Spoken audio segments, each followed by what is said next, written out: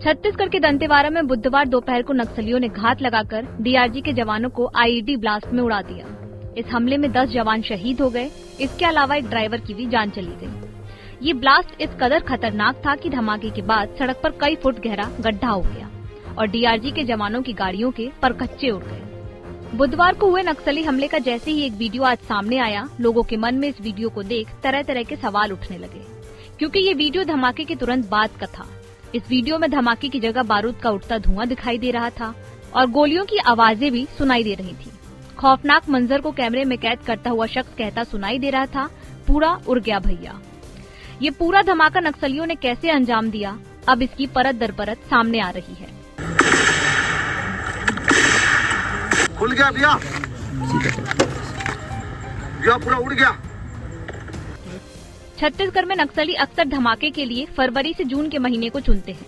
ऐसा इसलिए क्योंकि दरअसल नक्सली प्रभावित जंगलों में इस मौसम में पतझड़ की वजह से जंगल साफ हो जाते हैं, तो नक्सली ऑपरेशन के लिए ये मौसम बिल्कुल मुफीद होता है। पतझड़ की वजह से जंगल में दूर तक की देखने की क्षमता बढ़ जाती है। नक्सली गर्मी से पहले अपने नए लड़ाकों को ट्रेनिंग देने का काम भी करते हैं।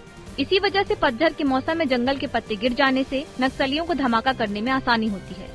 जो सीजन है, गर्मी सीजन है, पूरा पतझड़ हो जाता है और विजिबिलिटी बढ़ जाती है, तो टीसीओसी उनके लिए भी है तो हमारे लिए भी है, क्योंकि हमारे जवान भी सर्चिंग करने जाते हैं और लगातार इस प्रकार से जहां सूचना मिलती है घेराबंदी करके या तो वो सरेंडर करते हैं या उनकी मौतें होती है।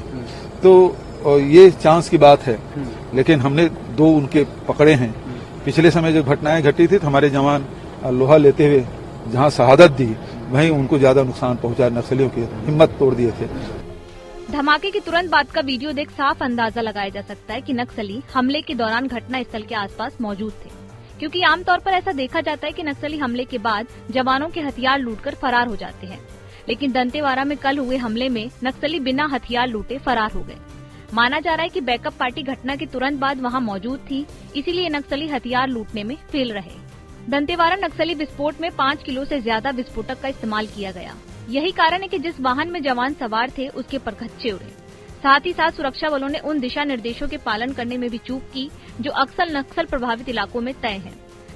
बताया जा रहा है कि जिस मार्ग पर विस्फोटक के लिए आईईडी का उपयोग किया गया वो पक्की सड़क है। इस मार्ग पर आवाजाही भी रहती है। विस्फोट के बाद सड़क पूरी तरह क्षतिग्रस्त हो गई है।